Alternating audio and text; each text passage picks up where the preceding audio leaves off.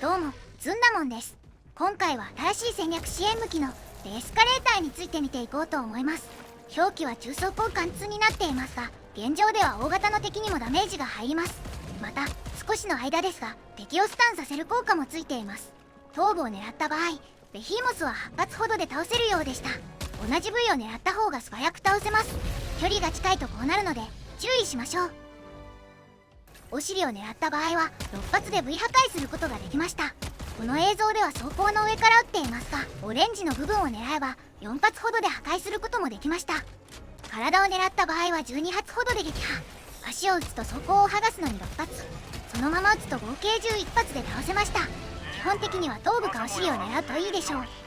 タイタンの場合も頭部に攻撃を当てた方が早く倒せるようでした。11発ほどかかりましたが、しっかり頭部に直撃すればもっと早く倒せると思います。雑に狙っていくと20発前後で倒せることが多いようでした。アルファコマンダーも頭部を狙って1発で破壊しましょう。体に当たるとなかなか倒れません。インペーラーは弱点を狙えば4発で倒せました。装甲の上からでもダメージは入りますが、あまり効果的ではないようでした。ちなみにエスカレーターは公式の子や砂、卵などの破壊はできませんでした。もちろんファブリケーターやワーク線を破壊することもできません。リロード時間は 6.5 秒ほどかかります。こちらは導電管のライトアーマーを着た場合ですが、これだけダメージをカットしてくれます。導電管アーマーと組み合わせれば敵の群れに囲まれた時も気にせず撃てます。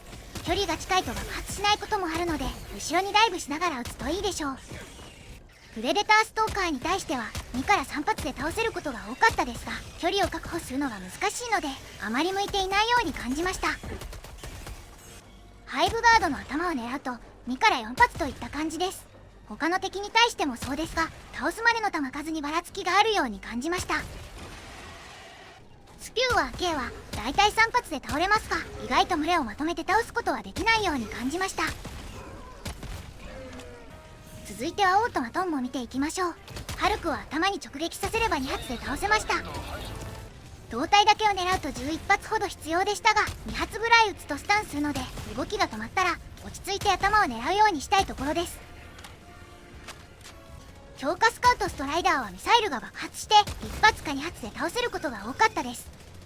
デバステーターは胴体を狙うと2から3発、ヘッドショットなら1発です。ヘビーデバステーターの盾を狙うと2から4発といった感じでした。チュンチュン砲は3発ほどでしたが、少しばらつきがあるかもしれません。キャノン砲は背面のラジエーターを狙って6発でした。タンクは車体の裏に3発。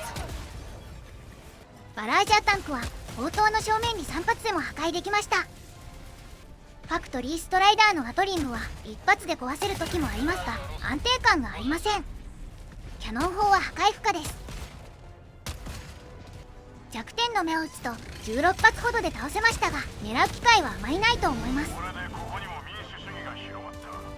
狙うなら腹の下を撃つ方が早かったです。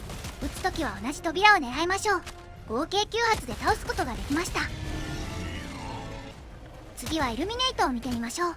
オーバーシアーに対しては同じ箇所を狙わないとなかなか倒れませんでした。3から4発は必要な感じです。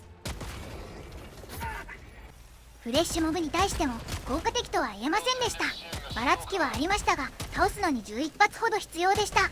リロード時間も考えると結構厳しいです。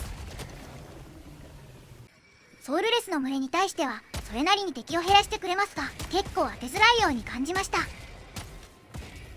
地面を打って電撃の連鎖で倒すこともできますが、導電管アーマーがないと危険だと思います。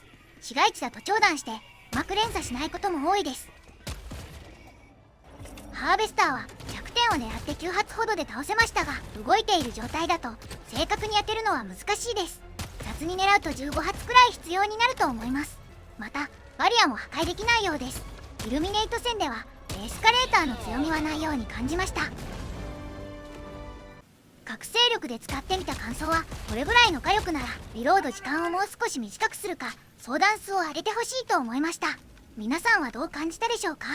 ぜひコメントで聞かせてもらえると嬉しいです。それでは今回はここまで。ご視聴ありがとうございました。